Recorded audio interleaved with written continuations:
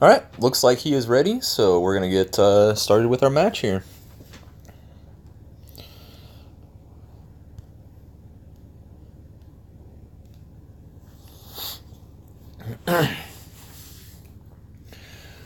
So big shout out to John that's running this Facebook tournament. You've been doing an awesome job. I know there's a lot to keep track of, but it's great to have somebody in the community that wants to just, kick things off and get started and willing to, deal with those speed bumps that come in the way and figuring out the best way to handle these types of tournaments. So thanks again, John.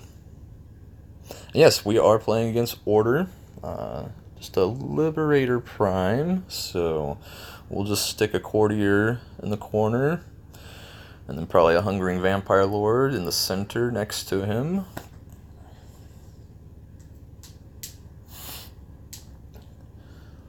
See what type of Order deck he's playing. I think there's a couple good Order decks out there right now. I personally like the Celestant Beast decks, but I know Voros and Vandus are pretty good together, so he might be playing the Restart deck.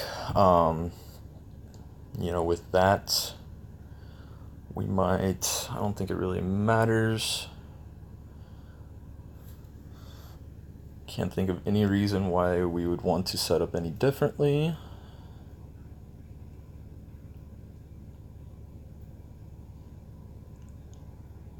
Might also be playing Celestant Prime, that's what I was just about to say. So, going to be a little bit more of a control-y type deck.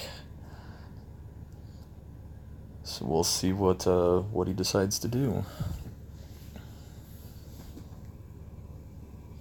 Alright, using the ability first off.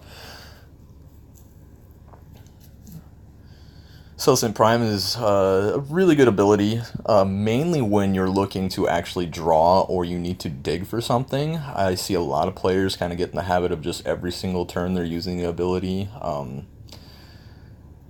And if you need to every turn, you need to, but there's times that people are using it. I don't think that they need to. Okay, so this guy's just going to do this pretty decent damage to us because we're, high in life right now, and that's usually a good start for Order decks is to play this this Strike Force Liberator. I've been seeing him a lot in Order decks lately, so I think what I'm going to do here is just draw 2 cards. I could play Frightful Touch, kind of bait out some more of his units, but Order, I have a feeling he's going to have plenty of units, so drawing more cards, having more options, I think is better right now. We'll save that Frightful Touch for later on when he is lower on cards.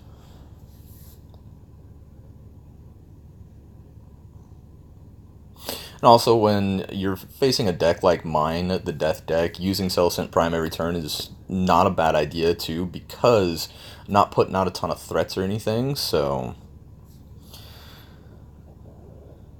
Alright. So I got a Ravenous. I don't really care for playing that right now. Nothing is jumping out as like, I need to get this played. Curse Strikes, I could play a Curse Strike and rotate the Raptor forward so that next turn it goes away and we don't have to worry about that anymore, but there's not too many times I plan on playing a unit in front of that Hungering Vampire Lord anyways, so I'm going to draw 2. Now we just drew into a freakish Crypt Hoarder, so we'll be able to play that next turn. Kind of get some quests going.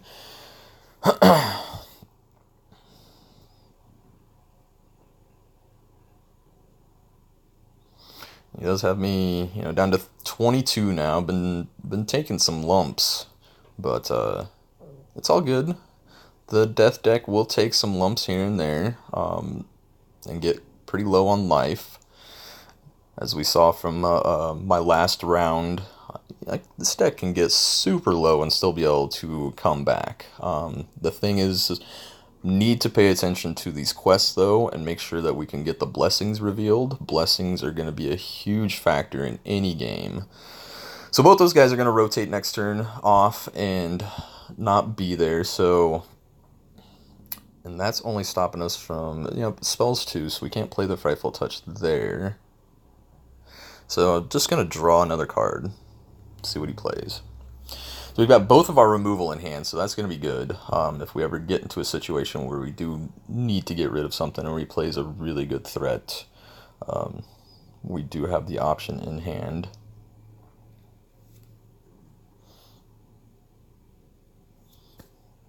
And see, like right here, 5 cards in hand, I'm really curious why he is constantly using Heroic Act and not just putting a ton of pressure out on me. Granted, I do have a lot of cards in hand too, so maybe that's why he doesn't want to put a lot out, wants to force me to react a little bit more to him. Disruptive Liberator is just going to keep me from deploying units there, which is fine. Don't really have any intentions of playing any units there, at least at this point. So I think I will go ahead and put out. What do I play here? Honestly, I don't really want to play anything. Just want to draw 2 cards.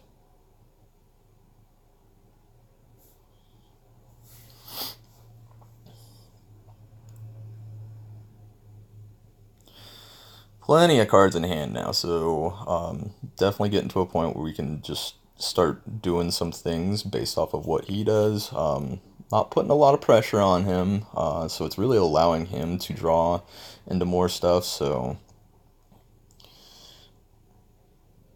and yeah, that's perfectly fine. Get rid of that. I'm sure he's got a Triumphant Smash in his hand at this point, but we're going to go ahead and play the Frenzied Vargeist. Oh, we can't play the Frenzied Vargeist there. My bad. Disruptive Liberator is keeping us from playing a dude there, so I think what we will do, though, go ahead and use one of these Curse Strikes to rotate it forward, maybe, just so we can get it out of there, and then play Frightful Touch next turn. So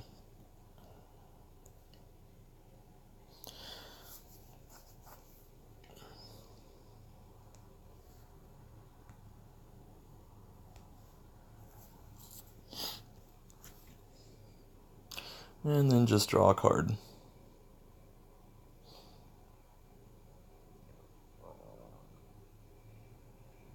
Also want to be aware he is on the removal quest for Vandus, so if I play a unit there, and with how much he's been drawing with Celestant Prime, that he's also filtering.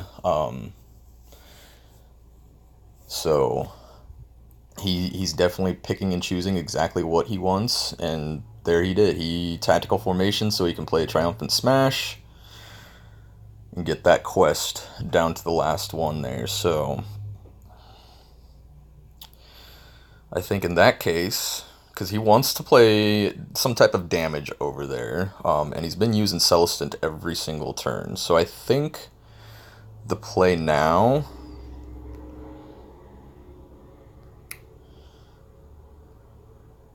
is to go ahead and play Frightful Touch there.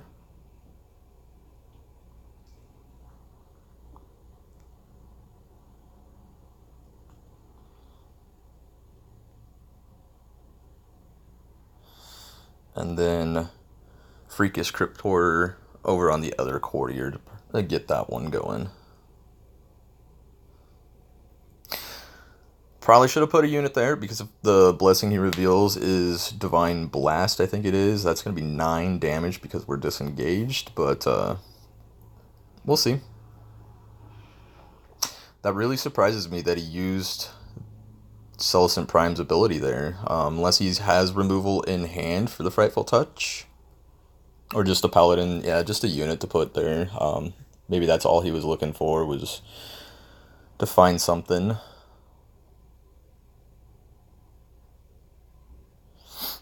So I'm gonna go ahead and put out another Frightful Touch.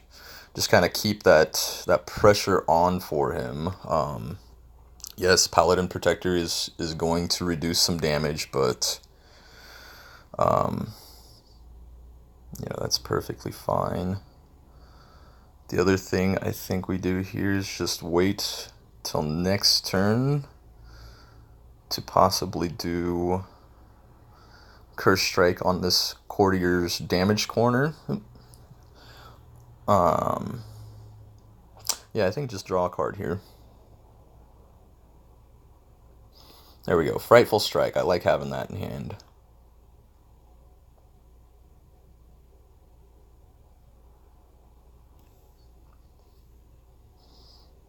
It's really interesting that he doesn't have some type of damage in hand to get that blessing revealed. He's negating the discard or the shuffle effect from losing two cards, but he's also not advancing his board, which at this point I feel like he should be, because he's going to lose two cards now. Granted, he's only taken one damage now from that. Righteousness is a really good card. Actually taken, yeah. So, let's see. And he's discarding or shuffling two cards into his library now. So he's going to be down to 3.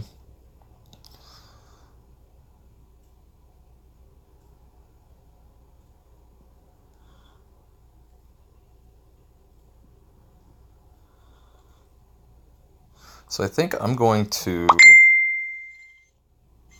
Cool, thanks. Gonna be playing some games later tonight with some friends, so... Yeah, I want to reveal that blessing, but I really wanted Frightful Strike to actually get the most. So I think what I'm going to do is Tactical Formation this guy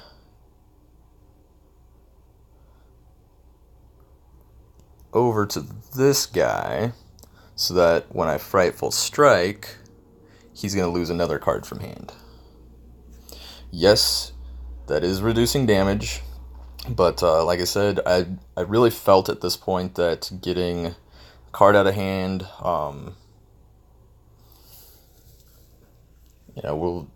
we've set up a dude over here, so if that blessing's revealed now, I don't feel like we're in a horrible spot here. 15 life is pretty low, but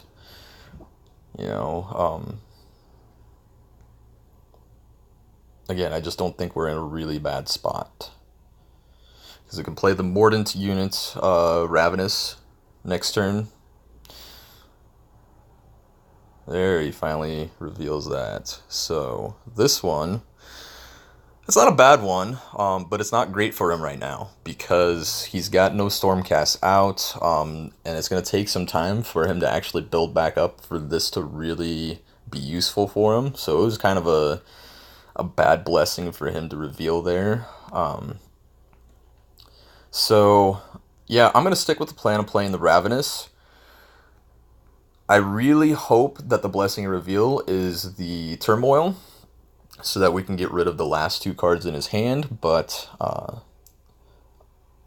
Orb of Immortality is another good one to have. Knowing he's going to have to deal with us twice now is going to be difficult for him. I am really, really liking Orb of Immortality the more and more it gets revealed. So, and just going to draw a card here.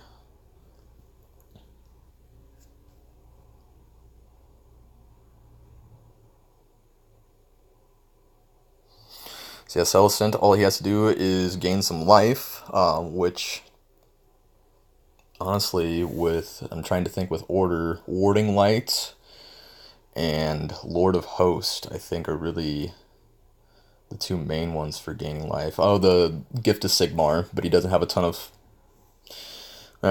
doesn't have to have a ton of guys, and he's going to gain a bunch of life now, so that's all right. I mean, he's got no pressure out there at all, and he's down to 2 cards, so we can really start I mean, this deck doesn't have a ton of pressure. It is going to just be a slow ping, but that's all right. And honestly, I'm going to wait on playing this dude on this blessing. Actually, maybe I should go ahead and because if it was the turmoil, again, get rid of all the cards in his hand, but Celestant Prime still allows him to actually get a card. So I'm going to hold off one more turn because also if it is the supernatural horror, we want to have some dudes out there to really take effect for that, to get its most value. Because again, with his blessings, he is not putting any pressure on us at all. Even at 15 life, it is not a big deal. This is going to be a longer game.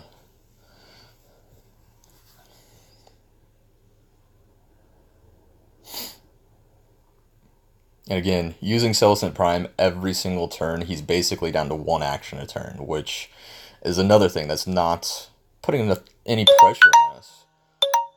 I'm getting a phone call, but I will talk to them later. Okay, so what I'm going to do here... Oh. I really wanted the tactical formation so I could remove him, but I can't because tactical formation has to be a disengaged guy. So that's only 3 damage from him. So I think I will tactical formation with the other Hungering Vampire Lord and then play the Frenzied Vargeist.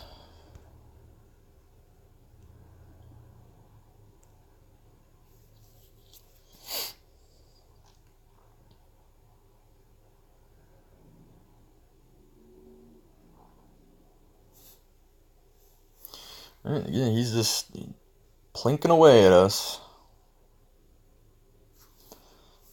But I'm not feeling bad at all about it. I'm feeling in a pretty good spot with this.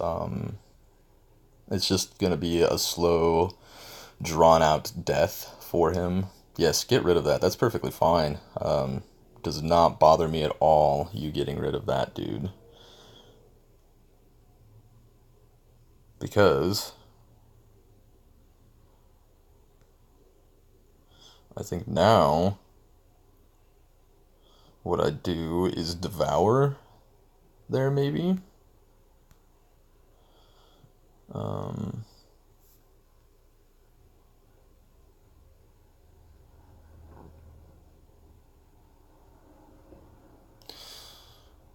Yeah, let's go ahead and devour, and then maybe Frightful Strike, get rid of a card from his hand.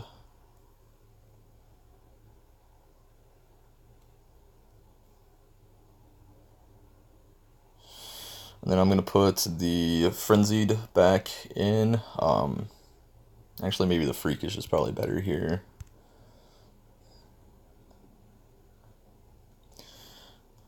Frightful Strike.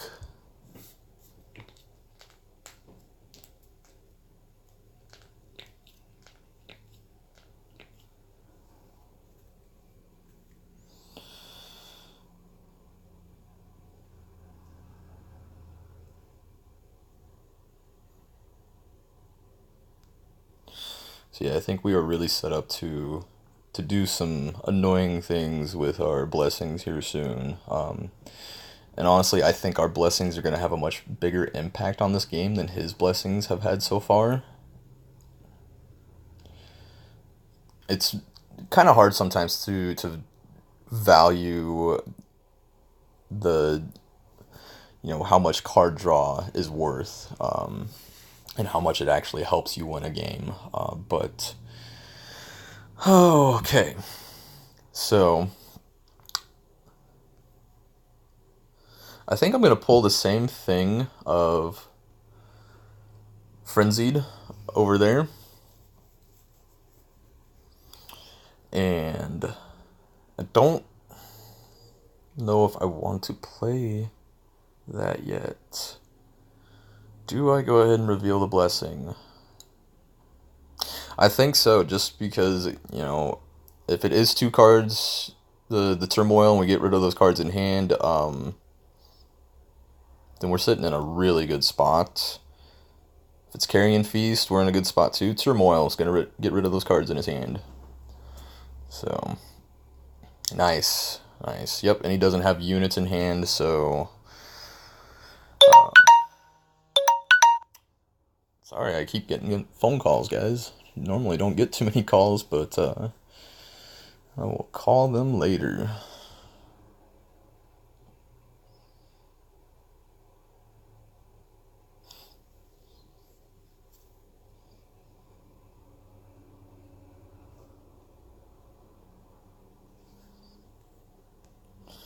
So I'm just looking to see how many triumphants he has used.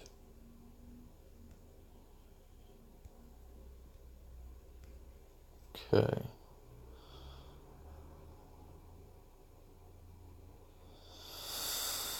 Okay. So he's down to his... All he needs to do is cast a storm cast unit there. Play a storm cast, not cast. That's a magic term. So knowing that,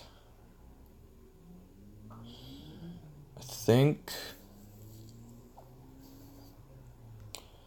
I don't feel like we have to play anything else.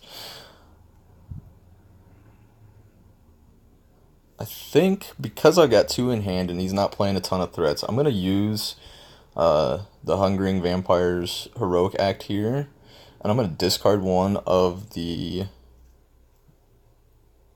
Actually, maybe I should just discard Murderous because I'll get it back with a Devour. Yeah, let's do that. Sets him up for next turn, and then we can just wait to devour that guy, get our Murderous back at some point if we need to. I'm just going to draw a card here. Frightful Touches, it's going to be good at this point. I love Frightful Touches once the opponent gets so low on cards.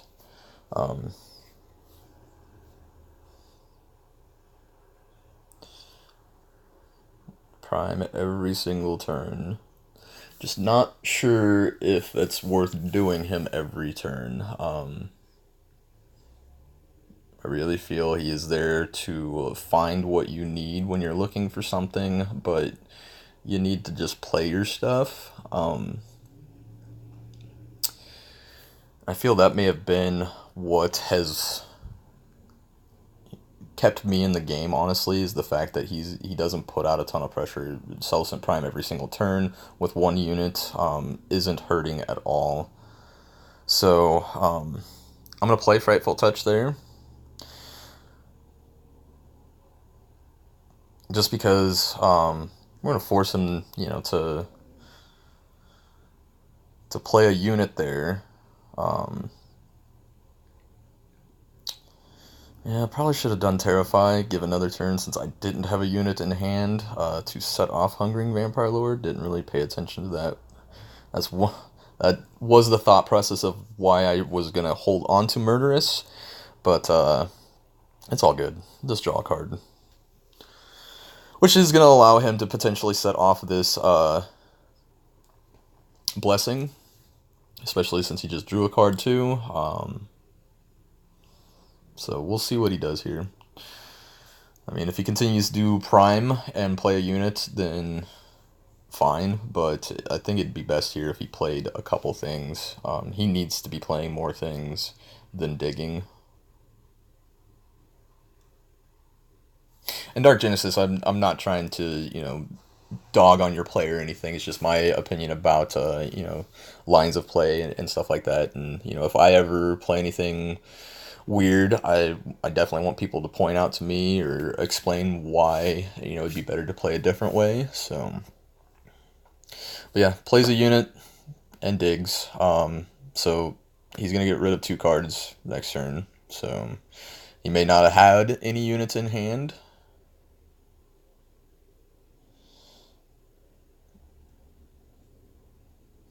So the two blessings that we have left are Carrion Feast and Supernatural Horror. Um, Carrion Feast is really the one that I'm looking for the most, just because that will finish off the game for sure. Oh, that's right. He's preventing me, so which is fine. I guess we'll, devour him first and then play. Which yes, gives him a card, but put our murderous back in. We're playing a unit though, and we're revealing our blessing. So I don't think, seeing most of his deck so far, I'm not too scared about anything that he could play at this point. I really think that we have this match pretty much in hand. It's not over till it's completely over, though. That's what I love about this game, but especially when he can, do that. And that's for any of those three lanes. So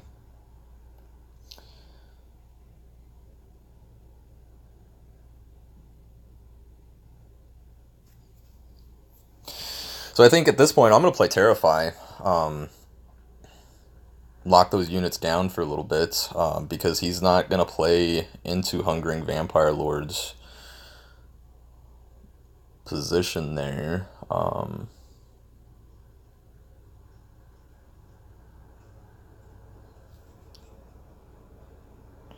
When that, okay, especially with only one card in hand. So yeah, Terrify.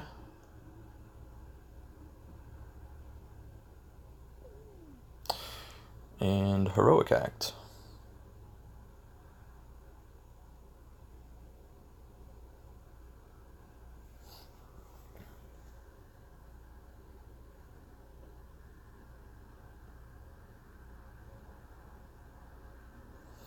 So, I mean, we need to find some more damage. We've got 7 showing right now. If Freakish actually gets to his end, we do have lethal. But, yeah. I think things are looking pretty decent right now. Yeah, no damage from him. So I think the play here is to maybe go ahead and remove him so we don't take any damage. Because that'll be 3 damage. Actually, I'm not too concerned about taking damage. Because that will pump it up by 2. We'll take 3 and it'll rotate. Puts us down to 12. Then the next turn, if he doesn't play anything else, eventually this will do 5 then. We have Orb of Immortality. So I think I'm just going to draw 2 cards.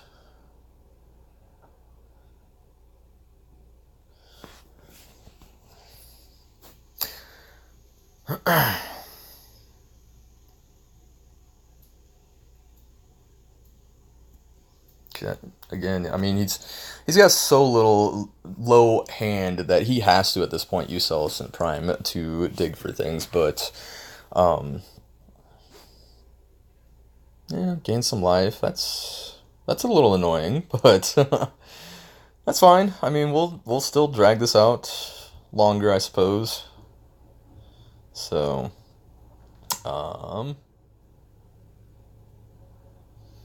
because yeah, now that's gonna be 10 damage from both of them. So, I think go ahead and remove Disruptive.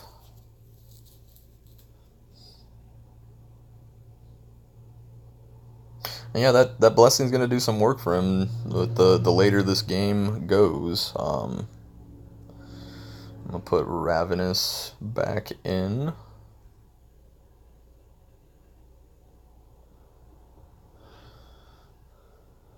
And then I think just playing a Feasting.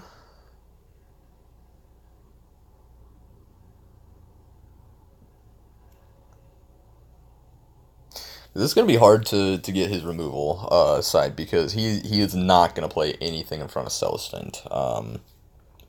So us getting our supernatural horror will probably not happen unless I get into another tactical formation. I think I'm running. I know I'm running two in the deck, and we've only played the one. Yeah, so nope, played two. That's right. So, yep, that guy is probably not going anywhere.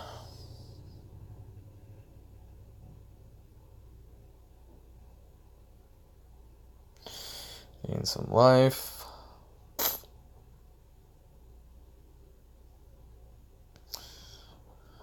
Hmm.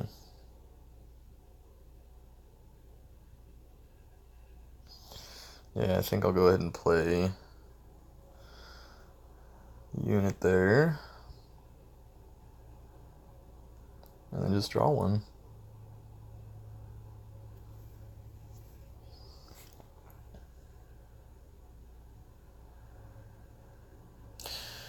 Yeah, that blessing is gonna do really good. If he was playing against any other deck when he revealed that blessing, it was probably game over for him. But against this deck, with how late the game is going, he's definitely getting a ton of value out of it.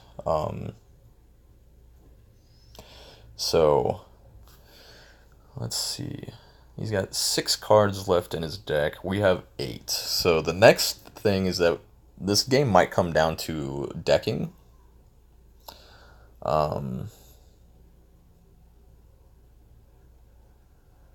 If that's the case, we really want to. I don't want to win that way, just because that's not the intentions of this deck. And I'm fine with mill conditions as being a win condition. You know, when you get down to no deck in hand, no deck, no cards in hand, those kind of things, the game needs to just be over.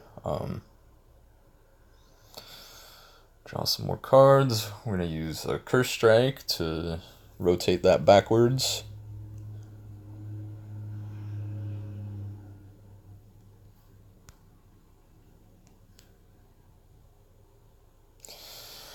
And then play another. Play out the Freakish. That's 4, 5, 6, 7 plus the 3 we have. Yeah, I think we play Freakish.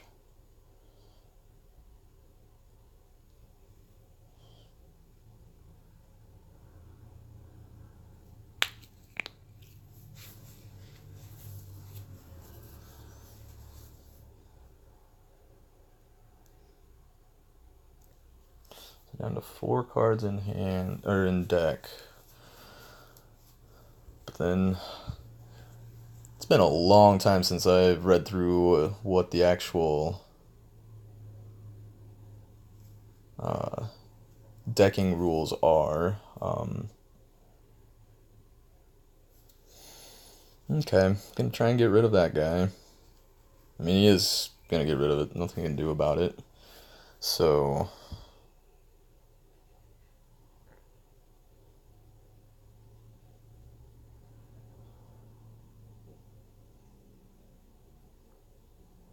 it's reducing our damage. Curse Strike again.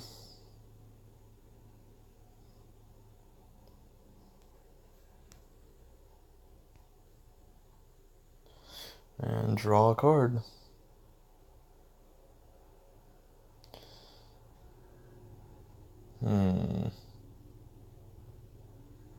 No, I'm gonna do the Heroic Act.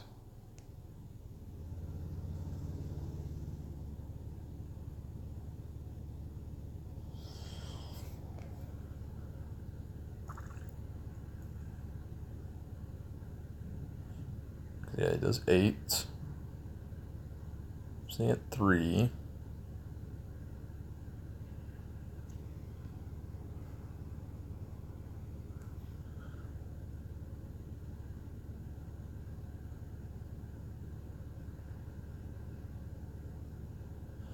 And I can't deal with that warding light, so he is at 8. Piercing shot will gain us 3.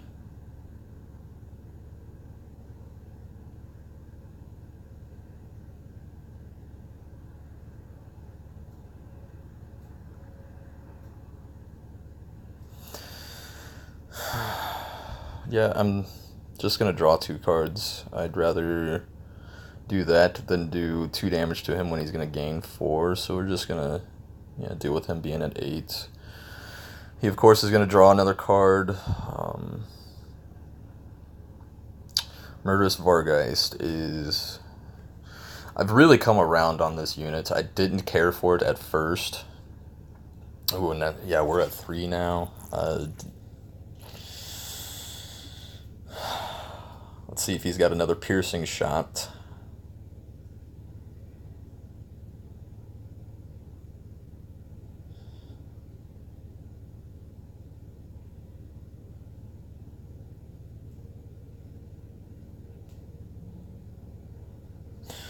No, he does not have the piercing shot. So, what we do is Heroic Act and Murderous Vampire.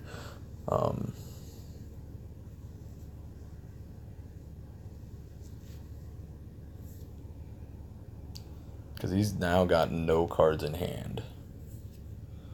Or no cards in deck. We still have 4 cards. So, Heroic Act.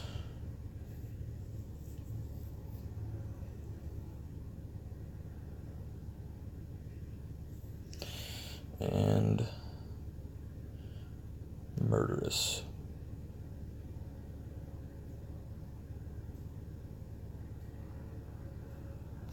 And then we'll play Ravenous. If he doesn't have... I don't know what he's got in hand left, actually, guys. Could go through his discard and figure it out. I think he's got at least one more Triumphant Smash. I don't believe he's played, but oh, there it is. So Murderous is gone. So what is he gonna do though to finish off the damage? Okay, Righteousness is gonna be pretty good.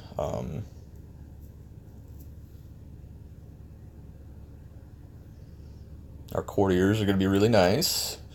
We're also gonna gain some health. I think because we've got, yeah, let's draw cards.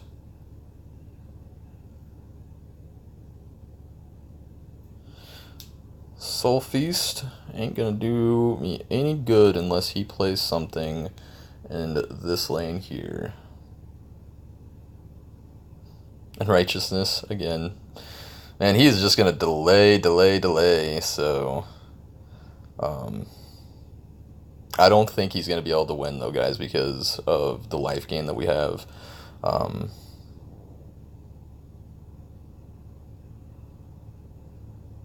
So I think the play is to put out Ravenous.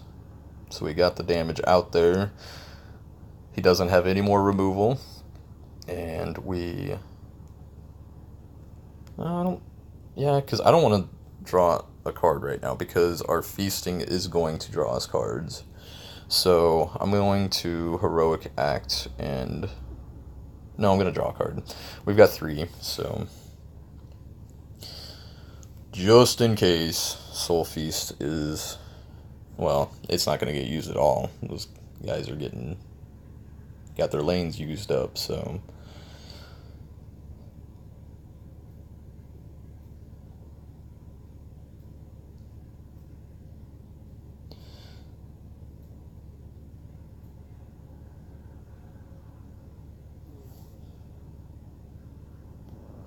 And just play both of the units now. Actually, yeah, just play one. And... No, play them both out.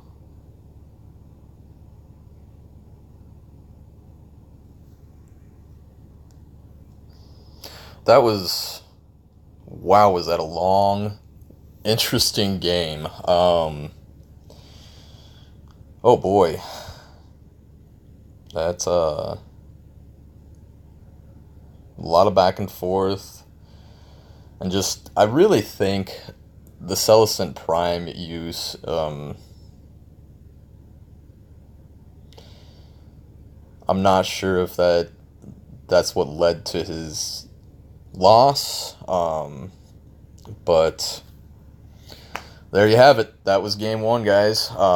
Thanks for watching. We'll move on to game